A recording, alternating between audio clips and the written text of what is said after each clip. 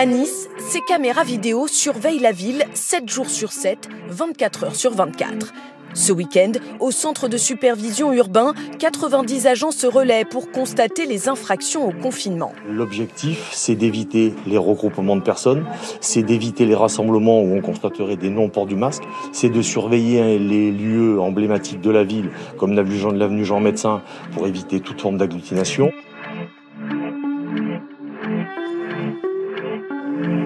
Le maire de Nice a toujours aimé les nouvelles technologies. Et avec le Covid, Christian Estrosi a trouvé de nouveaux gadgets. Un confinement ou un couvre-feu ailleurs en France, vous avez le même à Nice, toujours durci. David Nakache, président de l'association Tous Citoyens, membre du mouvement Génération et candidat face à Christian Estrosi aux dernières élections municipales.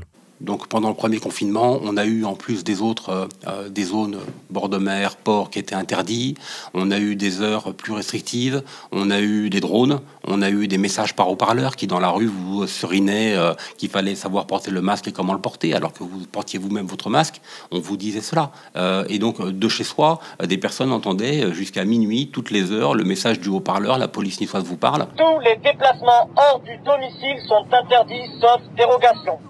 Veuillez respecter une distance de sécurité d'au moins 1 mètre entre chaque personne. Et la police vous donne les consignes de ce qu'il faut faire ou ne pas faire. Donc cette infantilisation du citoyen permanente, au lieu de justement, au contraire, tenter de les responsabiliser, de leur faire confiance, on entre dans une infantilisation accrue, une surveillance accrue, et ce dont je vous parlais tout à l'heure, à savoir ce processus d'intériorisation par les citoyens eux-mêmes qui consentent, même s'il y a une fabrique du consentement, au renoncement à la liberté, est plus forte à Nice qu'ailleurs. Donc on a une servitude volontaire niçoise plus importante qu'une servitude volontaire française. Plusieurs associations dénoncent régulièrement la mise en place de nouveaux outils de surveillance. L'un de leurs arguments clés, l'effet cliquet. Après le déploiement d'une nouvelle technologie, le retour en arrière serait impossible. C'est tout le débat sur les expérimentations qui mène presque systématiquement à la généralisation des technologies testées. Mais ces technologies rongent aussi concrètement les libertés publiques. Emmanuel Aguera et Henri Busquet, qui militent à la Ligue des droits de l'homme de Nice et que vous commencez à bien connaître, se souviennent d'une journée où la vidéosurveillance aurait empêché une de leurs actions. C'est en 2015 ou en 2016, quand il y a eu des gros afflux de réfugiés.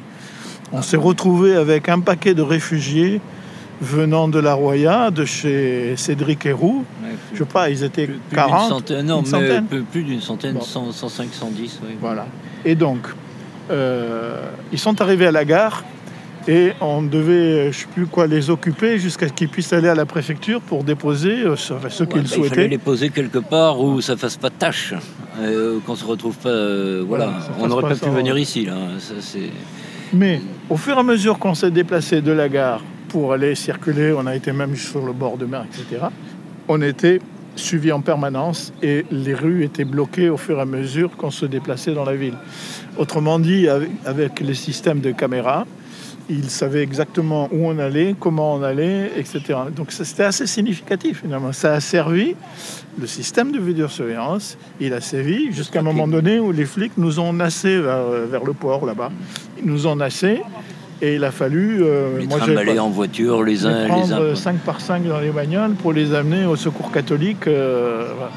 Et donc ça, on voit bien quelle est l'utilité de vidéosurveillance. Pour la mairie, la vidéosurveillance est un outil essentiel, comme l'explique Richard Gianotti, directeur de la police municipale de Nice, dans un reportage diffusé par TF1 en février 2020. Je vais vous donner moi aussi quelques chiffres. Fort de 3200 caméras, cette année, la police municipale de Nice a réalisé 4307 interpellations. C'est aujourd'hui un élément indispensable d'aide à l'enquête.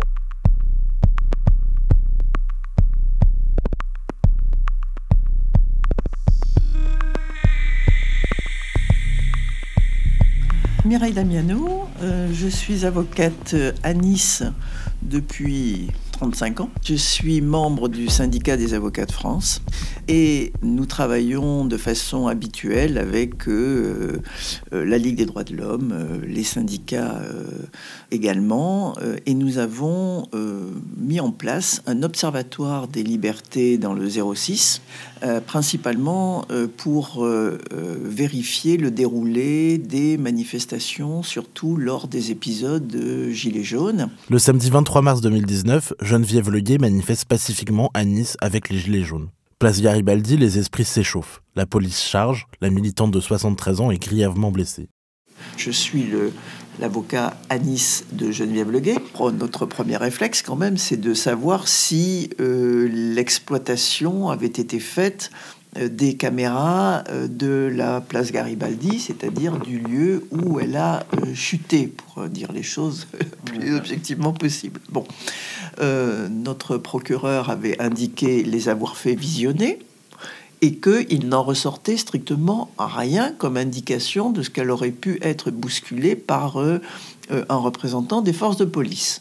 À l'époque, le procureur de la République nie toute responsabilité. Ce dont on est sûr aussi à l'analyse des images, j'allais presque dire pixel par pixel, c'est qu'elle n'a pas été touchée par les forces de sécurité, pas par un bouclier ou par un homme. Tout comme le maire de Nice, Christian Estrosi. C'est regrettable puisque je sais que ça n'est pas dans un heurt avec la police, elle a trébuché et forcément toute personne qui est blessée aujourd'hui, que ce soit dans cette circonstance ou dans d'autres, c'est toujours malheureux, mais je crois que ce sont des blessures superficielles. Mais l'avocate poursuit son enquête. Ce n'est que grâce aux images que nous avions recueillies aussi et qu'on nous a envoyé massivement de citoyens qui ont pris effectivement film, etc., ou qui ont fait des témoignages, et parce que quand même il y a eu des propos qui étaient quand même assez problématiques du procureur, que finalement lors d'une conférence de presse, il nous explique qu'il a fini par revérifier pixel par pixel, puisque c'était son terme, et que finalement, oui, peut-être bien réfléchi, on a l'impression qu'il y a bien un policier qui est l'auteur, enfin du moins la cause de la chute. Et l'affaire prend finalement une nouvelle tournure. Il y a eu un contact direct entre un membre des forces de l'ordre et Madame Leguet. Bon. Donc ça veut dire quoi ? Ça veut dire que s'il n'y a pas une pression citoyenne, une pression de la défense pour une exploitation, entre guillemets, loyale de ces mêmes caméras, on peut très bien s'en tenir à la première observation qui est que les caméras ne nous disent rien. C'est-à-dire qu'elles disent quand on veut leur faire dire et elles disent pas quand on veut rien leur faire dire. Voilà. Et le problème, c'est aussi le contrôle qu'on peut avoir sur le visionnage des caméras. Parce qu'à un moment donné, combien de fois, sur même des délits qui ne sont pas des délits particuliers, les confrères demandent à visionner, mais c'est un parcours extraordinaire. Dissimulé aux avocats dans certaines affaires policières, exploité à plein régime pour épier les faits et gestes de citoyens, il y a 2 poids, 2 mesures dans l'utilisation de la vidéosurveillance à Nice. Plusieurs associations n'hésitent pas à attaquer ces dispositifs sécuritaires. C'est notamment le cas de la Quadrature du Net, qui, en 2020, a mené 2 recours devant le Conseil d'État qui ont permis l'interdiction de l'utilisation de drones par les forces de l'ordre. Je suis Félix Tréguer, je suis chercheur en sciences sociales, je travaille sur les questions de surveillance et je suis également membre de la Quadrature du Net, une association dédiée à la défense des libertés publiques face à l'informatique. Depuis des années, le militant s'intéresse aux questions de surveillance en France, et surtout aux risques de leur généralisation. Il me semble qu'en France, en fait, l'état d'avancement de ces projets est trop faible pour qu'on puisse vraiment tirer les leçons à l'heure actuelle. En fait, c'est des technologies qui marchent encore pas très bien, qui ont été, pour la plupart, qui sont encore peu intégrées aux pratiques policières. En tout cas, quand on parle des technologies de Safe City au niveau local. C'est pas vrai, par exemple, de la comparaison faciale pratiquée sur des fichiers comme le fichiétage par les forces de police, où là, il y a vraiment des usages assez massifs.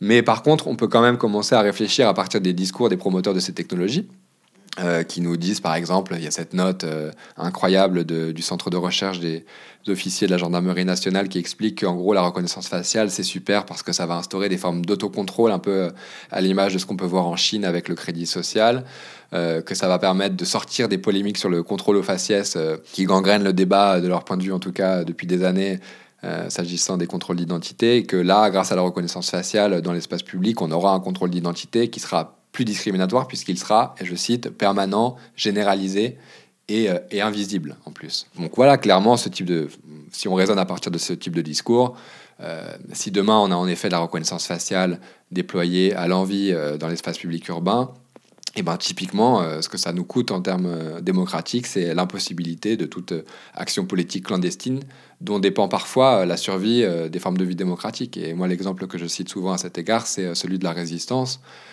pour rappeler que en fait, si ces technologies d'identification biométrique avaient été déployées dans les années 1940 en France, eh ben, il aurait été impossible d'organiser des réseaux clandestins et de résister au fascisme. Et c'est pas des choses. Enfin voilà, l'histoire doit nous rappeler que c'est pas des réflexions abstraites en fait. La démocratie, elle dépend aussi de notre capacité à renoncer à certaines technologies.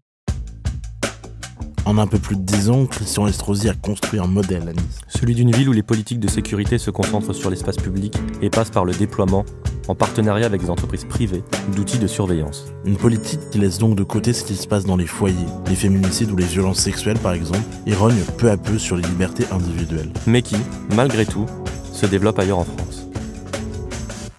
It's all right. It's all right.